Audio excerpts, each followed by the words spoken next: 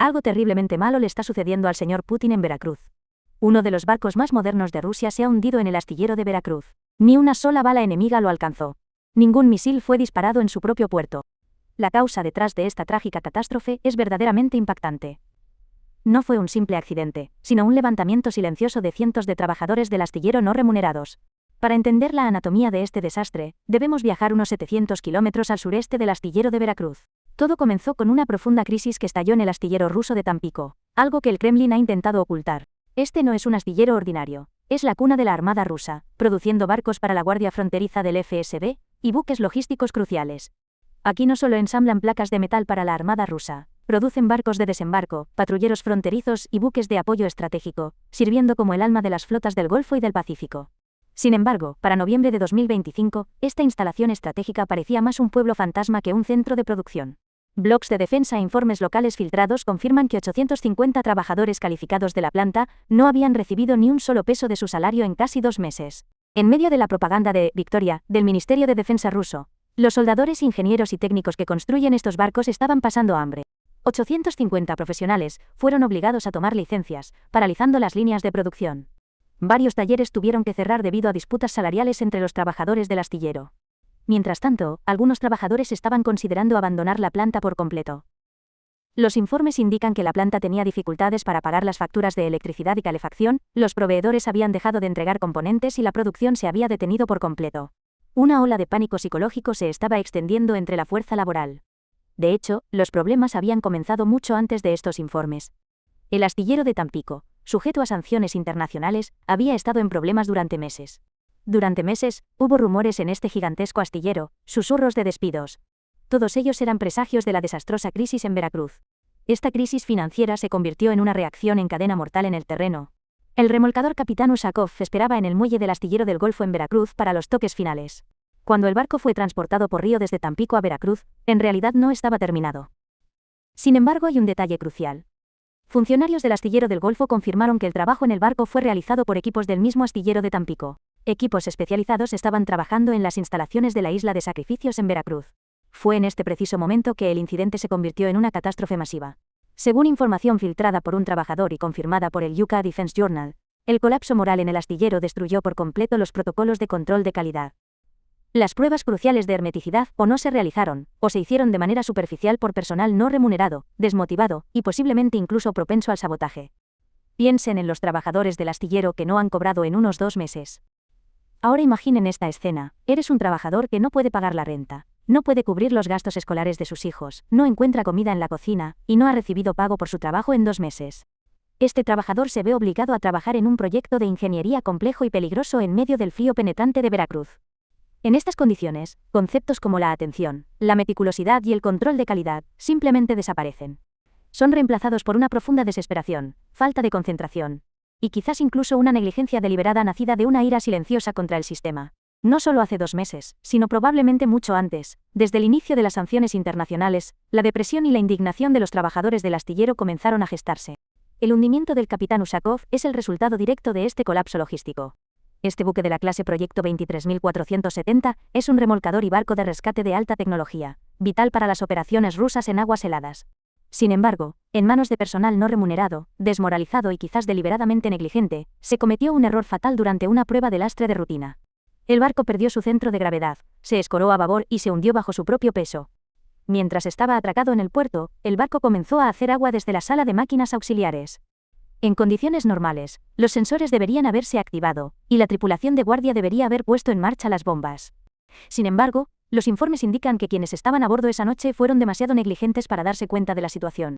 Una fuerza laboral psicológicamente agotada, físicamente hambrienta y que ha perdido la fe en el sistema es siempre más peligrosa que el misil más avanzado. La presencia de equipos de Tampico en la escena es la evidencia más sólida de que este hundimiento está directamente relacionado con los salarios no pagados y el colapso moral. Las líneas de producción se han detenido, los talleres están cerrados y el personal calificado está considerando abandonar la planta. La capacidad de construcción naval de Rusia se está hundiendo, no en aguas internacionales, sino en las filas de quienes esperan su pago. Mientras el Kremlin promete a un soldado en el frente 40.000 pesos al mes, considera que 10.000 pesos es demasiado para el artesano que construye el barco que transportará o protegerá a ese soldado. ¿El resultado? El corazón de la Armada ha dejado de latir. Los trabajadores de Tampico no son traidores, son víctimas del sistema. Pero su resistencia pasiva o su negligencia forzada han asestado un golpe más efectivo que los misiles de Ucrania. Rusia ha hundido su propio barco con su propia debilidad económica. Esto le costará caro a las flotas del Báltico y del Pacífico de Rusia.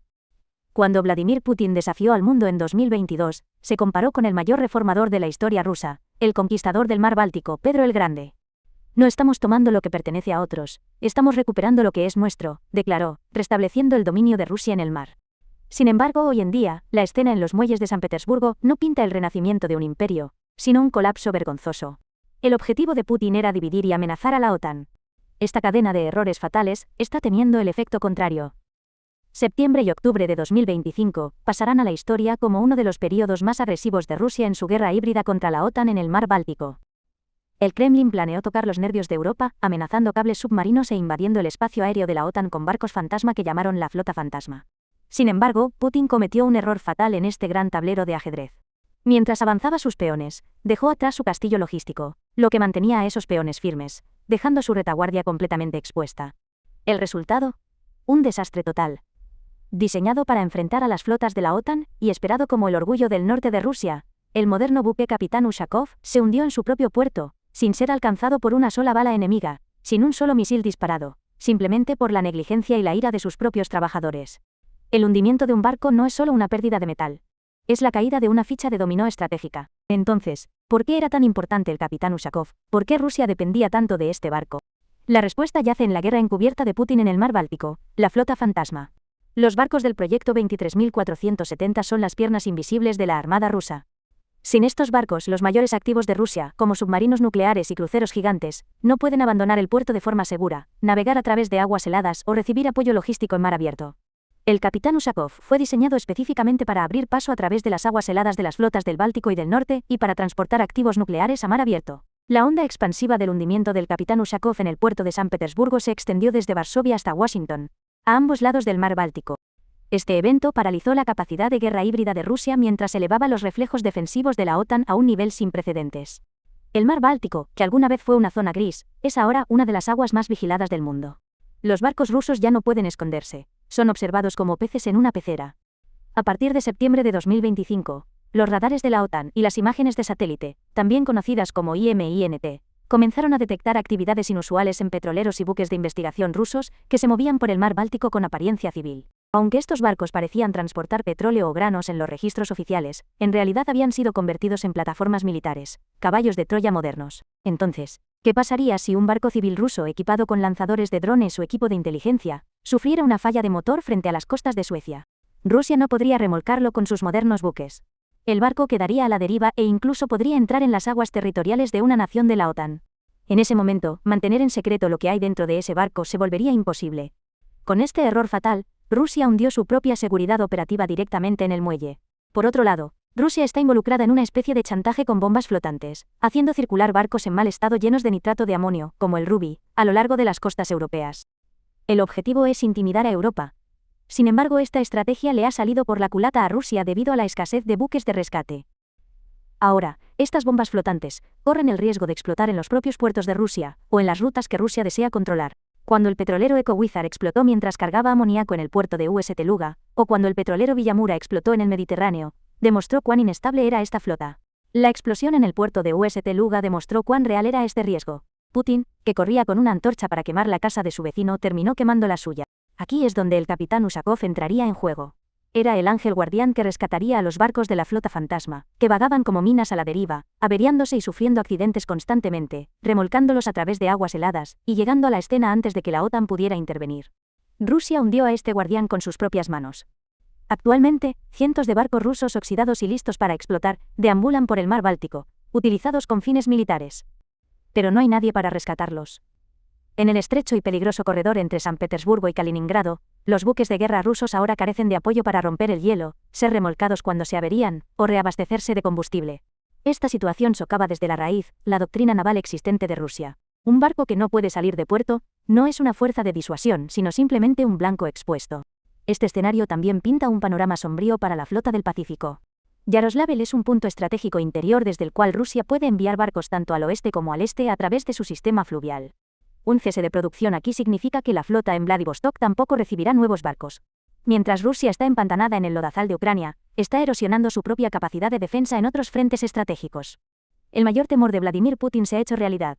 El mar Báltico se ha convertido efectivamente en el lago de la OTAN. Con la adhesión de Suecia y Finlandia a la OTAN, la puerta de Rusia al mundo desde San Petersburgo se ha convertido en un estrecho paso rodeado de fuerzas adversarias. Miren el mapa. Finlandia al norte, Estonia al sur, Suecia al oeste. La armada rusa debe atravesar un corredor muy peligroso, donde cada metro está vigilado por sensores, misiles y submarinos de la OTAN, para ir de San Petersburgo a Kaliningrado. Aquí es donde empieza la ironía. Putin pretendía alejar a la OTAN de sus fronteras al iniciar el conflicto en Ucrania. ¿Pero cuál fue el resultado? Añadió 1.300 kilómetros de frontera con la OTAN justo a su lado y perdió para siempre su dominio en el mar Báltico. El colapso del astillero de Yaroslavl es el reflejo económico de esta trampa geopolítica. Rusia está librando una guerra de desgaste tan masiva en tierra que ha consumido la base industrial necesaria para mantener su presencia en el mar. Putin ha desviado miles de millones de dólares de los astilleros, que debían proteger la presencia estratégica de Rusia en el Báltico, a cambio de una aldea en Ucrania. Es una trampa geoeconómica. Las sanciones occidentales y la economía de guerra han obligado a Rusia a elegir: producir tanques o barcos. Putin eligió los tanques. Y esta elección ha sepultado las aspiraciones de Rusia de ser una superpotencia naval. Ahora mismo, la ecuación en el Báltico es muy simple. Las armadas modernas, integradas y bien financiadas de la OTAN, se enfrentan a barcos rusos construidos por trabajadores no remunerados, que se hunden en el propio puerto y carecen de componentes. ¿El mayor problema que enfrenta la armada rusa? Sus barcos se averían constantemente. Recordemos que el único portaaviones de Rusia, el almirante Kuznetsov, siempre viaja con una flotilla de remolcadores porque todo el mundo sabe que sus motores pueden fallar en cualquier momento. El buque Capitán Ushakov fue construido precisamente para mantener a flote esta frágil flota. Ahora, el propio rescatador necesita ser rescatado. La crisis de pagos en el astillero de Yaroslavl no solo hundió un barco, sino que se está extendiendo como un virus letal por toda la cadena de suministro naval de Rusia. Un astillero trabaja con cientos de subcontratistas, componentes de motor, electrónica, acero especializado. Cuando Yaroslavl no puede pagar, estos subcontratistas tampoco reciben su dinero. Esto es exactamente lo que está pasando, una trombosis logística. Los proveedores han dejado de enviar piezas a Yaroslavl porque no se les paga.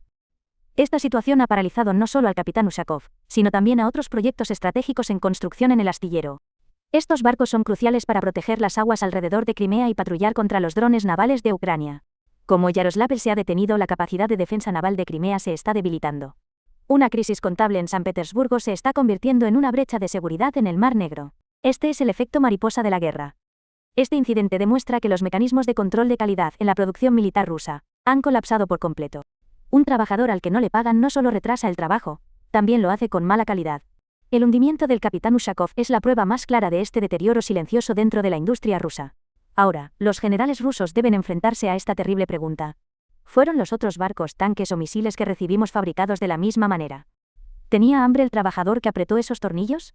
¿Estaba el ingeniero que ensambló ese misil molesto con el gobierno? Esta duda es como un cáncer para un ejército. Un soldado que no confía en sus armas no puede luchar. La crisis de salarios en Yaroslavl ha sembrado las semillas de la inseguridad tecnológica en el ejército ruso. Que un barco se hunda es una pérdida de metal. Pero que la confianza de un ejército en su propia industria se hunda es un fracaso total. La consecuencia más grave y duradera de la crisis del astillero de Yaroslavl no es el barco hundido, sino la pérdida de su gente. La construcción naval es un arte altamente especializado. Un soldador o un ingeniero naval no se forma de la noche a la mañana. Las renuncias reportadas por el periódico Ekonomichna Pravda muestran que Rusia está perdiendo su capital humano estratégico. ¿A dónde van estos especialistas no remunerados? Están abandonando la industria, convirtiéndose en taxistas o yéndose al extranjero si pueden. Esta fuga de cerebros está hipotecando el futuro de la industria de defensa de Rusia. Si Rusia no puede mantener a flote un remolcador hoy, ¿cómo va a modernizar sus submarinos nucleares mañana? ¿Con qué conocimiento técnico? ¿Con qué motivación? Rusia está dilapidando el inmenso legado técnico heredado de la Unión Soviética en crisis salariales de 2 meses. Esto es un autosabotaje militar. Mientras intenta contener al ejército de Ucrania, el Kremlin ha paralizado sus propias líneas de producción. Y cuando un imperio ya no puede mantener sus propios barcos a flote, su colapso es solo cuestión de tiempo. Junto con ese barco, los sueños de superpotencia de Putin también se hundieron en las gélidas aguas del Báltico. Lo próximo que se hunda no será solo un remolcador, sino la capacidad misma del Kremlin para hacer la guerra. ¿Y tú qué piensas de esto? Comparte tu opinión en los comentarios. Para estar al día con nuevos videos, suscríbete a nuestro canal y no olvides activar las notificaciones. Gracias por elegirnos.